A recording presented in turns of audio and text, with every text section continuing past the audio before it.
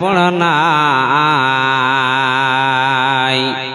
বুঝতে হবে সে মেয়েটার লজ্জা কিছু নাই। যে মেয়েটার রাস্তাঘাটে মাথায় কাপড় নাই বুঝতে হবে সে মেয়েটির লজ্জা কিছু নাই। হায়রে বুঝতে হবে সে মেয়েটির লজ্জা কিছু নাই। কিছু মেয়ে নিজের দেহ পরকেও দেখায়, কিছু মেয়ে নিজের দেহ বাজার দেখায়। আরে লজ্জা না থাকিলে কি আর লজ্জা দেওয়া যায়? হায়রে লজ্জা না থাকিলে কি আর লজ্জা দেওয়া যায়? যে মেয়েটি রাস্তাঘাটে বুকে কাপড় নাই, যে মেয়েটি রাস্তাঘাটে গায়ে কাপড় নাই বুঝতে হবে সে মেয়েটির পর্দা কিছু নাই। হায়রে বুঝতে হবে সে মেয়েটির লজ্জা কিছু নাই।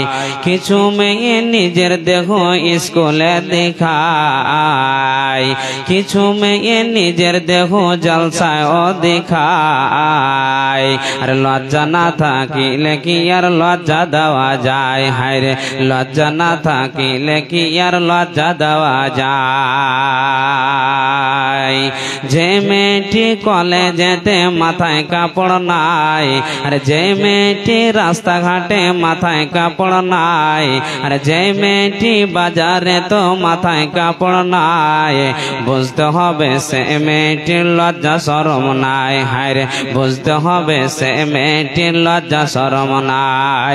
কিছু মেয়ে নিজের দেহ বাজারে দেখায়, কিছু মেয়ে নিজের দেহ রাস্তা তো দেখায়। আর লজ্জা না থাকিলে কি আর লজ্জা দেওয়া যায়? হায়রে লজ্জা না থাকিলে কি আর লজ্জা দেওয়া যায়? কিছু মেয়ে চাপা চোপা পায়জামা বানায়, কিছু মেয়ে চাপা চোপা পায়জামা বানায়। আর লজ্জা না থাকিলে কি আর লজ্জা দেওয়া যায়? হায়রে লজ্জা না থাকিলে কি আর লজ্জা দেওয়া যায়? যে মেয়েটি রাস্তাঘাটে মাথায় কাপড় নাই বুঝতে হবে সে মেয়েটির লজ্জা শরম নাই। বুঝতে হবে সে মেয়েটির লজ্জা শরম নাই। কিছু ছেলে চাপা চোপা প্যান্ট বানায়, কিছু ছেলে চাপা চোপা প্যান্ট বানায়। আর স্টাইল করে যে এবার রাস্তাঘাটে যায় ওই ছেলেটির লজ্জা না থাকিলে কি আর লজ্জা দেওয়া যায়? হায়রে লজ্জা না থাকিলে কি আর লজ্জা দেওয়া যায়? যে মেয়েটি রাস্তাঘাটে মাথায় কাপড় নাই বুঝতে হবে সে মেয়েটির লজ্জা শরম নাই। কিছু ছেলে নিজের দেহ পরকেও দেখায়, লজ্জা না থাকিলে কি আর লজ্জা দেওয়া যায়? হায়রে লজ্জা না থাকিলে কি আর লজ্জা দেওয়া যায়? লিল্লাহে তাকবীর। কোরআন ও হাদিসের কর্ণধার স্টেজে বসে থাকা শ্রদ্ধেয় সভাপতি সাহেব এবং উলামায়ে কিরামগণ, সামনে বসে থাকা দিন প্রিয় ইসলাম প্রিয় ভাই আব্বাজানেরা, পর্দানাসীন মা এবং বোনেরা, সর্বপ্রথম আল্লাহ পাক মহান রব্বুল আলামিনের প্রশংসা করে যিনি আমাদেরকে জামে মসজিদের বিশাল একটি ইসলামী সভাতে আসার সুযোগ দান করেছেন, তাই মহান মনিবের দরবারে অন্তর থেকে শুকরিয়া আদায় করি। সকলে মহব্বতের সাথে পড়ুন আলহামদুলিল্লাহ। এবং তারপর জনাবে মুহাম্মদুর রাসূলুল্লাহ হযরতে মুহাম্মদুর রাসূলুল্লাহ সকলে পড়ুন সাল্লাল্লাহু আলাইহি ওয়াসাল্লামের প্রতি কোটি কোটি দুরূদ ও সালাম বর্ষিত হোক। আল্লাহুম্মা সাল্লি আলাইহি আল্লাহুম্মা বারিক আলাইহি। ভাই আব্বাজান, দুঃখের বিষয়, দুঃখ রাখার জায়গা নাই। আপনারা সবাই জানেন দেশের অবস্থা ভালো নাই, মুসলমানের অবস্থা ভালো নাই। মুসলমান আজকে আমরা আস্তে আস্তে দিন ইসলাম থেকে দূরে সরে যাচ্ছি, ওই জন্য আমাদের এই অবস্থা। আপনি নিজের চোখে আজকে জালসাই দেখেন, আপনাদের জালসার কি অবস্থা। এত সুন্দর প্যান্ডেল করার পর, বিভিন্ন জায়গা থেকে উলামায়ে কেরামকে নিয়ে আসার পর, আপনি নিজে জেরের সবার সভাপতি সাহেব আপনার কাঠিয়ার থেকে আপনাদের কাছে আগত এসে আছেন, অথচ আমরা এই নিজেই ভোলামারি গ্রামের লোককে কেন্দ্র করে বলি, আহমেদাবাদ পারখণ্ডের লোককে বলি, এতগুলো হওয়ার পর আমরা এই স্টেজটাকে আমরা দেখার পরে আমরা এসে কোরআন হাদিসের কথা শুনতে পারছি না বটে। জেনে নেন যে আমরা কত দিন ইসলাম থেকে দূরে সরে আছি। ভাই আব্বাজান, কোটি কোটি মিলিয়ন মুসলমান হয়ে আজকে আমরা লাত খাচ্ছি, দেখতে পাচ্ছেন। এখনো আপনারা জানেন না, আপনাদের ব্রেনের তালা খুলছে না, আপনাদের এখনো চেতনা জাগছে না যে আমাদের প্রতি কত আক্রমণ, কত জুলুম, দেশে কত মারামারি, হানাহানি, কাটাকাটি চলছে। আপনি শুনেছেন, গত কয়েকদিন থেকে শুনেই যাচ্ছেন, নেটের যুগ, কম্পিউটারের যুগ, মুসলমানকে হাটে মারছে, বাজারে মারছে, মার্কেটে মারছে, ঘাটে পিটছে। ফিলিস্তিনের অবস্থা দেখেন কিভাবে তাদেরকে ইসরায়েলরা মেরে মেরে শেষ করলো। কোটি কোটি মুসলমানকে সামনে পাশে রেখে তাদেরকে এক জায়গাতে জড়ো করে গুলি মেরে মেরে তাদেরকে জীবিত অবস্থায় গর্ততে ভরে দিল। আপনারা সব নিজে চোখে দেখতে পাচ্ছেন। আবারও গোপনে গোপনে আপনি জানছেন যে নরেন্দ্র মোদী, নীতিশ কুমার এরা সবাই মিলে একটা নিয়ম কানুন পাস করেছে, মুসলমানের প্রতি জুলুম তারা শুরু করেছে। এই জন্য শুরু করেছে, আমরা যদি আইন পাস করে দিয়ে এদের মাজাল নাই যে এরা আমাদের কাছে কিছু বলতে পারবে, দাঁড়াতে পারবে। এদের ক্ষমতা নাই, এদের হাতে সৈন্য নাই, এদের হাতে লাঠিও নাই, আমরা যাই চাইবো তাই করব। ওই জন্য তো তারা বলেছে মসজিদকে ভেঙে দাও, মাদ্রাসাকেও ভেঙে দাও, কবরস্থানকে ভেঙে দাও, ঈদগাহকে এদের ভেঙে ফেলে দাও। কেন? আমাদের ইমানের দুর্বলতার কারণে। আপনি ভাবছেন মাওলানা এটা ছোট্ট মোট্ট কথা? জি না, ইসলামের প্রতি তারা আঘাত এনেছে। এখন আপনাকে জানমাল দিয়ে বের হতে হবে, আল্লাহর রাস্তায় জিহাদ করতে হবে।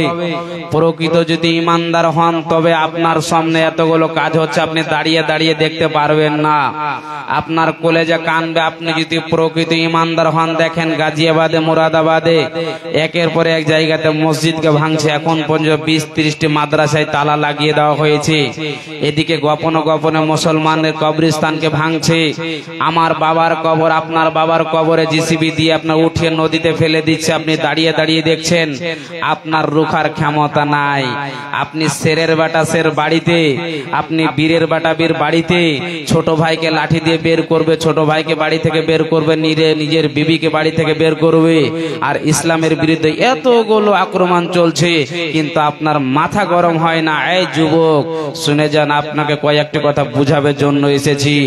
এতগুলো চক্রান্ত চলছে, এখন আপনাকে বের হতে হবে, আল্লাহর কাজে আসতে হবে, সালাত আদায় করতে হবে, মসজিদে এসে ডুকরে ডুকরে কাঁদতে হবে, নিজে হালাল খেতে হবে, হারামের দিকে যেতে হবে না, আমানতের খেয়ানত করতে হবে না, মিথ্যা কথা বলতে হবে না।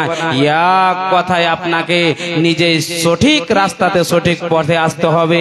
নিজের মেয়ে ছেলেতে আপনার সালাত আদায় করে না, বাড়িতে নামাজ পড়ে না, আপনাকে আদর্শ করতে হবে। বেটিরে, আজকে আমাদের অবস্থা খুব খারাপ।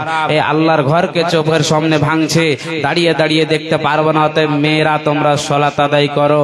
বৌমা, যতক্ষণ পর্যন্ত তুমি নামাজ না পড়বে তোমার হাতের রান্না করা খাবো না।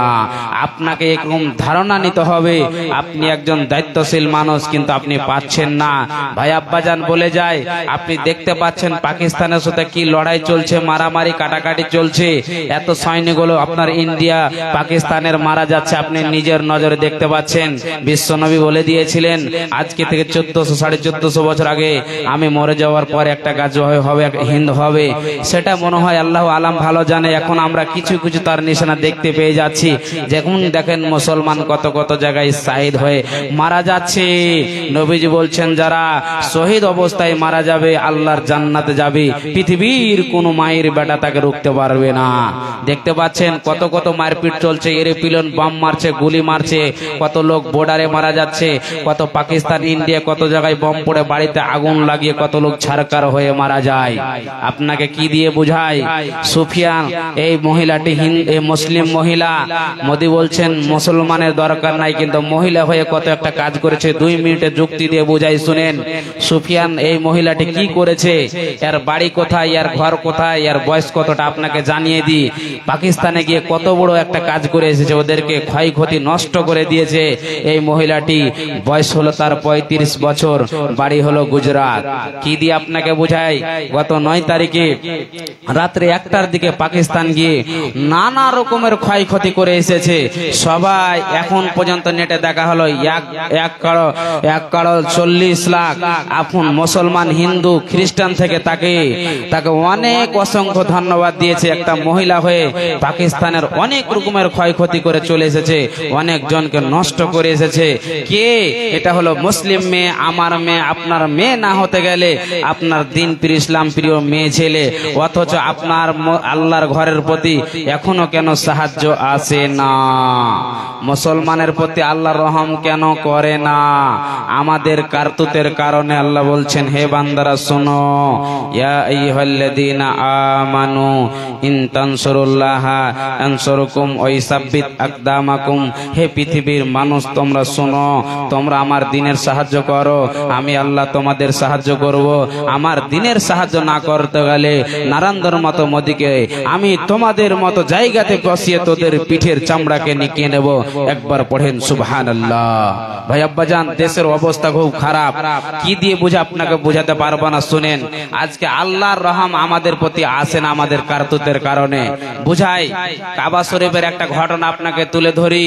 আবরাহা বাদশাহ তিনি চাইছিল আমি কাবার ঘরকে ভাঙবো, কাবাকে ভেঙে টুকরো করে দেব, চূর্ণ বিচূর্ণ করে দেব। কেন? আমি একটা কাবার ঘর তৈরি করেছি।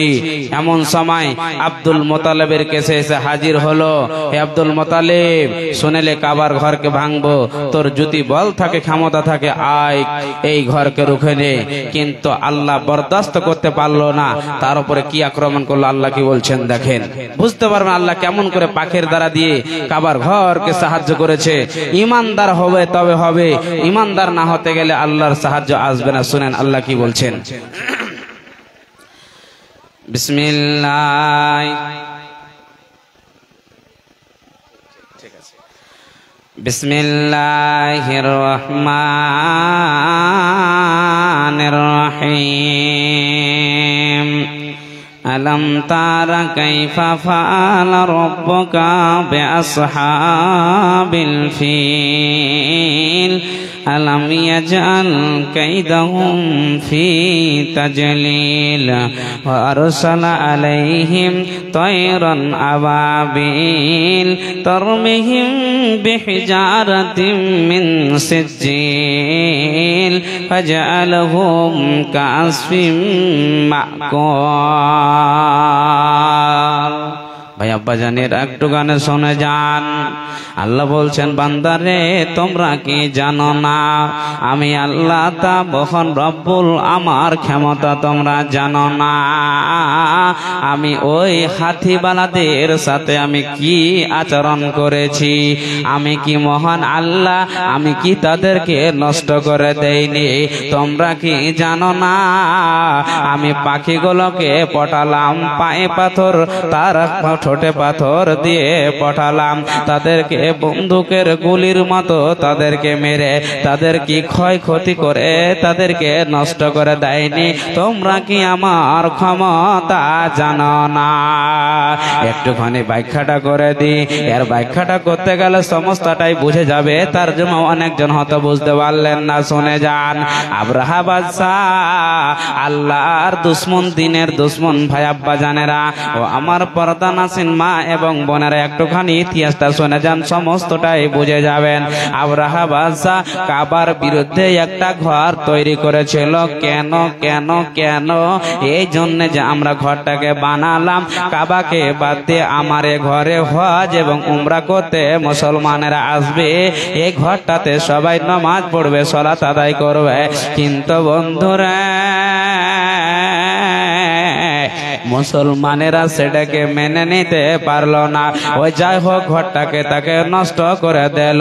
আবরাহা বাদশাহ রাগ হয়ে গেল, নিজের লাই লস্করকে বলে দিল, হে তোমরা যাও যাও যাও, কি করো কি করো, আব্দুল মোতালেবের উটগুলোকে তোমরা ধরে নাও। তার উটগুলোকে ধরে নিল, মাঠে চড়ছিল। এমন সময় মক্কা থেকে তারা নিয়ে চলে গেল। নিজের মাথে হাতে করে নিব, নিজের রক্তর গরমে, লাঠির গরমে গরমে নিজের খানদানের তকতের কারণে এমন সময় আব্দুল মুত্তালিব এক পা দুই পা করতে করতে চলে গেল। আব্রাহা রে শোনালে তুই যে আমার উটগুলোকে ধরে নিয়েছিস, আমার উটগুলোকে ছেড়ে দে, আমি উটের মালিক, আমার উটগুলোকে ছেড়ে দে। তখন আব্রাহা বলছে, রে আব্দুল মুত্তালিব শুনে নে, আমি কাবার ঘরকে ভাঙতে আসছি, যেটা হলো আল্লাহর ঘর। এই কাবা এখন মানুষরা মানুষরা হজ করতে যায়, আল্লাহর বান্দারা। এমন সময় বলছে, রে আব্রাহা শুনেলে, আমি এই কাবার ঘরে থাকি, ফায়সালা করি, বিচার করি, তুমি শুনে লাও, এই কাবার ঘরের মালিক আমি নয়, বরং এই কাবার ঘরের মালিক হলো আল্লাহ। তুমি যাই চাইবে তাই করো, আমার দেখার দরকার নাই, আমার কাছে অতটা সৈন্য নাই, আমার কাছে অতটা লাঠি নাই, আমি তোমাদের সাথে তোমার সাথে জিহাদ করতে লড়াই করতে পারবো না। ভাই আব্বাজান চলে আসলো কে? আব্দুল মুত্তালিব কোথায়? নিজের জায়গাতে চলে আসলো। এমন সময় কাবার ঘরে দেখেন ঈমান আনেনি, কালেমা পড়িনি, অথচ তিনি জানেন যে মহান আল্লাহ আছে, যিনি হচ্ছেন সবারই রব, সবারই সব। তিনি জানেন, বিচার ফায়সালা করছিলেন, বুঝে নিল কাবার ঘরকে ভাঙবে। আমাদের কাছে তো অতটা লাঠি নাই, আমরা তো লড়াই করতে পারবো না। যেরকম আমাদের এখন এই আল্লাহর ঘরকে ভাঙ্গার কত চেষ্টা চালাচ্ছে, কিন্তু আমাদের কাছে লাঠি নাই, আমরা লড়াই করতে পারবো না। তারপরে কি ঘটছে শুনেন ভাই আব্বা জানেরা। আব্দুল মুত্তালিব ঈমান আনেনি, কিন্তু মাবুদকে মেনেছিলেন। কাবার দরওয়াজাতে গিয়ে গেটে গিয়ে মাবুদের কাছে দোয়া করলেন, হে আল্লাহ, হে আল্লাহ, এই কাবার ঘরের মালিক আমি নয়, আল্লাহ স্বয়ং তুমি। আমি কাবার ঘরে আদালতে বিচার করছিলাম, ফায়সালা করছিলাম, হে আল্লাহ, এখন কাবার ঘরকে ভাঙতে আসছে আবরাহা এবং আবরার লাই লস্কর হাতিগুলোকে নিয়ে। আল্লাহ, তুমি তোমার ঘরকে তুমি রক্ষা করে নাও। এই বলে নিজের কমের লোকেরাকে বলছে, হে আমার জামাতের লোকেরা, তোমরা চলো চলো চলো, তোমরা সবাই এই জায়গা থেকে পালিয়ে যাও, আমাদের চোখের সামনে কাবা ঘরকে ভাঙবে রে। আর আমরা দাঁড়িয়ে দাঁড়িয়ে দেখবো, আমরা বরদাস্ত করতে পারবো না, আমরা লড়াই করতে পারবো না, আমরা এই জায়গা থেকে আমরা সকলে পালিয়ে যাই। বন্ধুরে, এরা সবাই চলে গেল। যেমন আবরাহা বাদশাহ আল্লাহর খবরটা জেনে নেন, এমন সময় আবরাহা বাদশাহ এই ঘরকে ভাঙতে শুরু করবে। এমন সময় টাচ করতে শুরু করবে, স্বয়ং আল্লাহ আসমান থেকে পাখিগুলোকে পাঠিয়ে তাদেরকে মারতে শুরু করলো। মাওলানা কিসের বাড়ি তাদেরকে মারতে শুরু করলো। যতগুলো পাখিকে পাঠিয়েছে, পায়ে পাথর ঠোঁটে পাথর নিয়ে এসেছে, তারা মারতে শুরু করলো। আবরাহা বাদশার লাই লস্করকে মারতে শুরু করলো। পাথরের বাড়ি তারা মারতে লাগলো। মারতে মারতে মারতে মারতে সমস্ত লাই লস্করকে মেরে ফেলে দিল, হাতিগুলোকে মেরে ফেলে দিল। এমন সময় মার্গলতার স্পিরিট কতটা ছিল, হাসানুল বায়ানে লেখা আছে, বন্দুকের গুলির মতো তাদেরকে মারতে লেগেছে। হাতির গায়ে লেগেছে, হাতির গায়ে লেগেছে, আর ওই মাংসগুলো ঝরে পড়ে গেছে। টস টস টস টস করে তাজা রক্ত পড়েছে। সমস্ত হাতিগুলো মারা যায়, আর আবরাহার লাই লস্কর গুলো অনেকজন লাই লস্কর মারা যায়। আর এমন সময় আবরাহা বাদশা গো মারতে শুরু করেছে, তাকে দুনিয়াতে কত আঘাত এনেছে। ওই আল্লাহ তখনও ছিল বন্ধুরে, আবার এখনো আছে। আল্লাহ পাখির দ্বারা দিয়ে কাবার ঘরকে বাঁচিয়েছে। আল্লাহ এখন আল্লাহর ঘরকে রক্ষা করে নেবে। আল্লাহর এত বড় ক্ষমতা, যার তুলনায় বন্ধুরে পৃথিবীতে আর কেউ নাই। যে আল্লাহ তাবারাক ওয়া তাআলা ফিরাউনকে এখনো দুনিয়াতে রেখেছে, মাটিতে খায়নি, পোকাতে খায়নি। আল্লাহ যাই চাইবে বন্ধুরে তাই করতে পারবে, কিন্তু আমাদেরকে আল্লাহর ঘরে গিয়ে আল্লাহর কাছে চাইতে হবে মহান রব। আল্লাহ জীবনে কত ভুল করেছি, কত গুনাহ করেছি রে মাওলা, তুমি আমাদের গুনাহকে ক্ষমা করে দাও। আল্লাহ তুমি তোমার ঘরকে বাঁচিয়ে নাও, আল্লাহ মসজিদ মাদ্রাসাকে বাঁচিয়ে নাও, আল্লাহ কবরস্থান ঈদগাহকে বাঁচিয়ে নাও। মহান আল্লাহ তিনি ক্ষমা করে দেবে, তিনি হলেন ক্ষমাবান। ভাই আব্বা জান, আল্লাহ তাবারাক ওয়া তাআলা পাখির দ্বারা দিয়ে কাবার ঘরকে বাঁচিয়েছেন। এখন তো অনেকজন আল্লাহর প্যারা বান্দা আছে, বাঁচাতে পারবে, সাহায্য করবে, কিন্তু আমাদেরকে আল্লাহর দিকে আসতে হবে। ছোট্ট 1-2 মিনিট একটা কথা আপনাকে বুঝিয়ে দিই। আল্লাহর যদি প্রকৃত ইমানদার বান্দা না হন, আল্লাহর আপনার প্রতি সাহায্য আসবে না, আল্লাহ আপনাকে সাহায্য করবে না। হযরতে নূহ আলাইহিস সালামের একটু ছোট্টখানি কথাটা বুঝিয়ে আমি মূল্য কথাটা বুঝিয়ে দিই আপনাদেরকে। কালেমা পড়ে মুসলমান হবে না, শুধু কালেমা পড়ে ইমানদার দাবি করলে হবে না, আর কালেমা পড়লে আপনার প্রতি শুধু আল্লাহর সাহায্য আসবে না। আপনি কালেমা পড়েন কিংবা না পড়েন, এটা হলো আপনি পড়লেন আপনি কামিয়াব, আপনি আল্লাহর প্রকৃত ইমানদার হয়ে যাবেন, সেটা কথা নয় মুসলমান। কিন্তু যদি নামাজ পড়েন, সালাত আদায় করেন, আপনি প্রকৃত ইমানদার হন, তবে কামিয়াব হবেন। হযরতে নূহ আলাইহিস সালামকে আল্লাহ তাবারক ওয়া তাআলা নিজের কমের জন্য পাঠিয়েছিলেন। আমি চাইছিলাম আয়াতটাকে ভালো করে বিস্তারিতভাবে বুঝাবো, কিন্তু সময় সংকীর্ণ, একদম বক্তা চলে আসবে। খালি 2-1টা কথা পয়েন্ট আপনাদেরকে দিয়ে বিদায় নিচ্ছে। শুনেন, নিজের সন্তান যদি আপনি নিজের নবী হন, রসুল হন, আলিম হন, ওলামা হন, ইমানদার হন, কিন্তু সন্তান যদি ইমানদার না হয়, কালেমাও যদি কতজন সন্তান না পড়ে, মুসলমান না হয়, আপনার পৃথিবীর সন্তান কিন্তু আখিরাতে আপনার কোনো কাজে আসবে না। শুনেন, একটা আয়াত শোনাচ্ছি। আল্লাহ তাবারক ওয়া তাআলা এই পৃথিবীতে নবী রাসূলকে পাঠিয়েছিলেন। শুনেন, বিসমিল্লাহির রহমানির রহিম।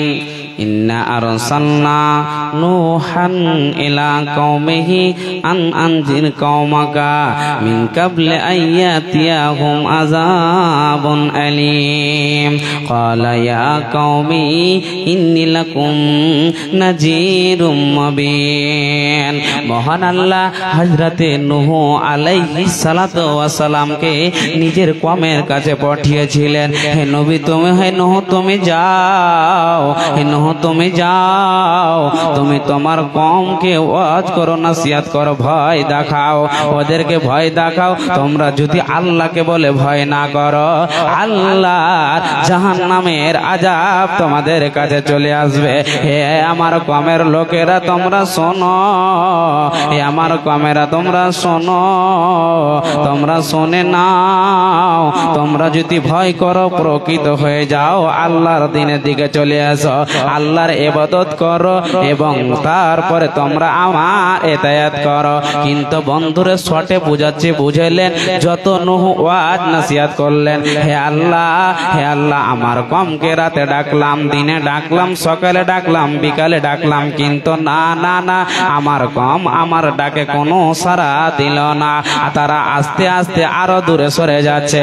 বন্ধুরে তখন আল্লাহর আযাব চলে আসলো। অনেক ঘটনা শর্ট করে বোঝাচ্ছি, বোঝেন। এমনকি নিজের সন্তান কেনানো ঈমান আনলো না, একটা কাস্তি বানানো হলো, নৌকাতে চেপে গেল। নূহ আলাইহিস সালাম যারা ঈমান এনেছে তারা চেপে গেল। আল্লাহর আযাব চলে আসলো, নিচের দিক থেকে পানি, উপর দিক থেকে পানি চলে আসলো। দুঃখের কথা বন্ধুরে, একটুখানি শুনে যান। হযরতে নূহ আলাইহিস সালাম আল্লাহর একজন নবী, নিজের বেটা কেনানকে বলছে, বেটা কেনান রে, আল্লাহকে বলে মেনে নে, আল্লাহকে আল্লাহ বলে স্বীকার করে, আল্লাহ তোমাকে এই জায়গা থেকে বাঁচিয়ে নেবে। তার বেটা বলছেন আব্বা না, তোমার আল্লাহকে আল্লাহ বলে মেনে নেব না, তোমার আল্লাহ আমাকে ডুবাতে পারবে না, তোমার আল্লাহ আমাকে ডুবাতে পারবে না।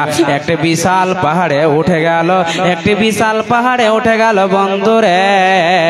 এমন সময় আবার নিচে দিক থেকে পানি উঠতে উঠতে পাহাড় পর্যন্ত চলে গেল নৌকা। অথচ নূহ বলছে বেটারে এখনো কালেমা পড়ে নে, আল্লাহ তোমাকে বাঁচিয়ে নেবে। শেষ এক কথাই বন্ধুরে, এমন সময় আব্বার কথা মানল না। আল্লাহ নিজের সামনে নিজের বেটা নূহর সন্তানকে এই ডুবিয়ে মেরে ফেললো। বলার মানে বন্ধুরে, নিজের সন্তানকে আপনি যদি আল্লাহর দিকে না ডাকেন, আপনার সন্তান আপনার হতে পারে না, পারে না, পারে না। একবার পড়েন সুবহানাল্লাহ। যা হোক ভাই আব্বা জান, বলার অনেক কিছু ছিল, আপনাকে শেষ কথা দিয়ে বুঝাই যে এটা হচ্ছে ইসলামী সভা, এটা হচ্ছে জামে মসজিদের প্রোগ্রাম। দিনের অবস্থা ভালো নয় সবাই জানেন, আসেন এক জায়গায় গোছিয়ে বসেন, কোরআন হাদিসের কথা শুনেন এবং এই জামে মসজিদকে যত পারবেন জানমাল দিয়ে এই মসজিদকে সাহায্য করেন। যত পারবেন, আমার পরে বক্তারা শুধু কালেকশন করবে, আমি খালি শুধু আপনাদেরকে ডেকে বসালাম। এখন চালু হবে ইনশাআল্লাহ। আপনারা চারিদিক থেকে ভাই আব্বাজান মায়েরা চলে আসেন, একদম বক্তব্য চালু হয়ে যাবে এবং চান্দা হবে। নিজের জানমালটা একটু বেশি করে দেওয়ার চেষ্টা করবেন, নিজে যত পারবেন আল্লাহর ওয়াস্তে। এখন ভুট্টা হয়েছে, অনেক জনের কাছে টাকা পয়সা মসজিদকে দিবেন, আশাবাদী আশা রাখছি। এখান থেকে আমার বক্তব্য ইতি করছি, বলার মধ্যে ভুল ত্রুটি আমাকে পার্সোনাল জানিয়ে দিবেন। আসসালামু আলাইকুম ওয়া রাহমাতুল্লাহি ওয়া বারাকাতুহু। আসসালামু আলাইকুম ওয়া রাহমাতুল্লাহি ওয়া বারাকাতুহু। এবার আপনাদের সামনে আমাদের জেলা জামিয়াতে আহলে হাদিসের নাজিম সাহেব ডাক্তার রহমাতুল্লাহ সালাফি সাহেব আসেন, উনি কিছু বক্তব্য রাখবেন। এরপরে মাওলানা হোসেন সালাফি সাহেব পূর্ণিয়া থেকে এসেছেন, কিছুক্ষণের মধ্যে আপনাদের সামনে উপস্থিত হয়ে যাবেন। আপনারা যে যেখানে আছেন এই স্টেজে এখানে চলে আসেন। अब्दुल समीर फाइजी साहब स्टेज पर आइए।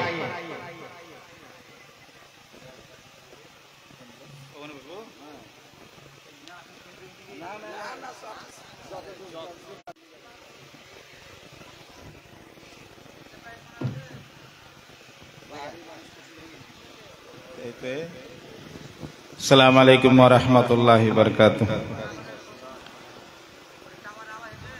नहमदुहु व नुसल्ली अला रसूलिहिल करीम, अम्मा बाद। औज़ु बिल्लाहि मिनश शैतानिर रजीम, बिस्मिल्लाहिर रहमानिर रहीम। इन्नमा यअमुरु मसाजिदल्लाहि मन आमन बिल्लाहि वल यौमिल आखिर व अक़ामस सलाता व आतaz ज़काता व लम यख्शा इल्लल्लाह। व क़ाला नबिय्यु सल्लल्लाहु अलैहि वसल्लम, मन बना लिल्लाहि मस्जिदन बनल्लाहु लहु बैतन फिल जन्नह। महतरम उलमाए किराम, बिलखुसूस जनाब मौलाना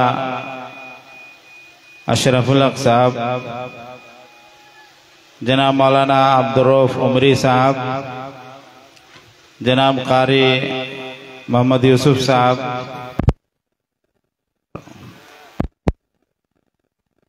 दीगर उलमाए किराम, मेरे सामने तशरीफ फरमा, छोटे छोटे बच्चे और नौजवान भाइयों, बुजुर्गों, आपने सुना और आप जानते हैं इस बात को अच्छी तरीके से कि आज का प्रोग्राम, आज का जलसा मस्जिद की तामीर के सिलसिले में है। और हमने देखा कि मस्जिद, जामे मस्जिद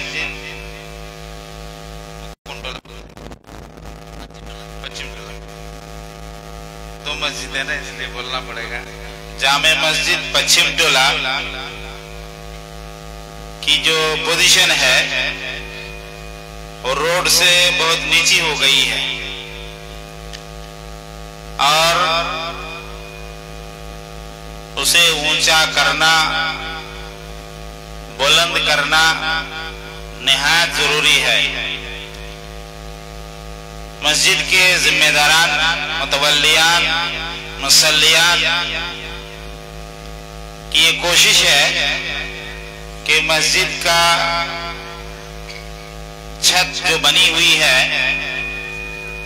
उसको तोड़ करके नए सिरे से और कुछ दीवार 3 फीट 4 फीट ऊंची करके मुकम्मल छत दी जाए, ताकि मस्जिद के लेवल रोड के बराबर हो जाए या रोड से ऊंचा हो जाए।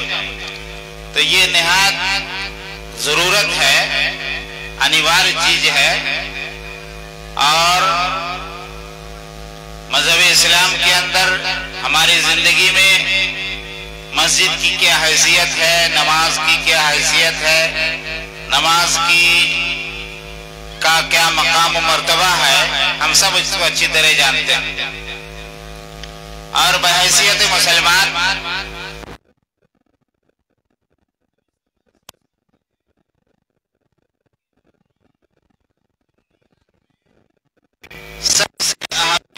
जरूरत मस्जिद की तामीर, उसकी तकमील और मस्जिद बनाना है।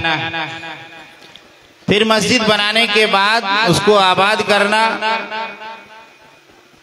वहाँ बाकायदा अजान हो, नमाज हो, पाबंदी के साथ, जमात के साथ। इसका भी तमाम मुसलमानों को ख्याल रखना चाहिए। बहुत से लोग मस्जिद बना लेते हैं और मस्जिद बनाने के बाद मस्जिद को ऐसे ही छोड़ देते हैं, अजान नहीं होती है, जमात नहीं होती है। तो ये तो अलमिया है और ये शिकवा और शिकायत की बात है कि मुसलमानों के साथ पूरी दुनिया में बहुत अन्याय और अत्याचार हो रहा है। ये अपनी जगह पर हम सब इसको देख रहे हैं, लेकिन दूसरे को कहने से पहले कि हमारे मस्जिद का कोई दुश्मन है, मदरसे का कोई दुश्मन है या हमारे वजूद का कोई दुश्मन है, तो किसी को कहने से पहले अपने आप का एहतसाब करना चाहिए कि हम कहाँ तक पक्के सच्चे मुसलमान हैं और कहाँ तक इस्लाम पर अमल पैरा हैं। इस्लाम हमारे घर में कितना दाखिल हुआ है, हमारी जिंदगी में इस्लाम का क्या बोलबाला है, इसके बारे में हमको मंतब करना चाहिए और उसका इलाज टटोलना चाहिए, देखना चाहिए कि अल्लाह तबारक व तआला ने तो कहा वा अंतुम लअलौना इन कुंतुम मुमिनीन, तुम बुलंद रहोगे अगर तुम पक्के सच्चे मुसलमान हो। अगर वाकई हम पक्के सच्चे मुसलमान हैं तो अल्लाह का वादा कभी गलत नहीं होता। जब हमारे साथ इस तरह की बात हो रही है, इसका मतलब यह है कि कमी हमारे अंदर है। हमारे घर के बगल में मस्जिद है, अजान होती है, हम नमाज पढ़ने नहीं जाते हैं, हम अकेले नमाज पढ़ते हैं, हमारे बच्चे नमाज नहीं पढ़ते हैं, हम अकेले नमाज पढ़ते हैं, हमारी बहू बेटी नमाज नहीं पढ़ती है। तो इस्लाम अधूरा इस्लाम अगर आप अपनाएंगे, अपनी जिंदगी में उतारने की कोशिश करेंगे तो यकीनन इससे नुकसान होगा। अल्लाह तबारक व तआला ने फरमाया या अय्युहल्लज़ीना आमनू दुखुलू फिस्सिल्म काफ़ा, मुसलमानों तुम इस्लाम के अंदर मुकम्मल तरीके से दाखिल हो जाओ। जिंदगी का कोई ऐसा शोबा नहीं है जिसमें अल्लाह तबारक व तआला ने इस्लामी ज़ाब्ता, इस्लामी कानून बयान नहीं किया। नमाज, रोजा, ज़कात, हज से लेकर के पड़ोसी का हक, माँ बाप का हक, भाई बहन का हक और दूसरे हुकूक अल्लाह तबारक व तआला ने बयान किए हैं। लेकिन हमारा हाल क्या है? बुनियादी तौर पर हम ये महसूस करते हैं और देखते हैं अच्छी तरीके से कि बाप की जायदाद में बेटी को हिस्सा नहीं दिया जाता है। बाप की जायदाद में बेटी को हिस्सा नहीं दिया जाता है। मनमानी तरीके से जुल्मन बेटियों को महरूम कर दिया जाता है। और ये ऐसा जुल्म है कि अल्लाह तबारक व तआला उसका हिसाब आखिरत में तो लेगा ही, लेकिन अल्लाह तबारक व तआला उसे दुनिया में भी दिखला देता है। तो हम इस तरीके से गलत करते हैं मेरे भाई। आज जरूरत इसी बात की है कि हम किसी दूसरे को ताना देने के बजाय कि फला साहब हमारे साथ ये अन्याय कर रहा है और फला का रवैया हमारे साथ इस तरह है, ये सब ना कहें, बल्कि देखें कि हम कहाँ तक मुसलमान हैं और कहाँ तक हमारे घर में इस्लाम चल रहा है। अगर हम पक्के सच्चे मुसलमान होंगे तो अल्लाह का वादा सच्चा है। अल्लाह अपने वादे को कभी खिलाफ नहीं करता। इन्नल्लाह ला युखलिफुल मियाद। अल्लाह तबारक व तआला अपने वादे की खिलाफ वर्जी कभी नहीं करता। तो हमारे अंदर कमी है। कमी कैसी है?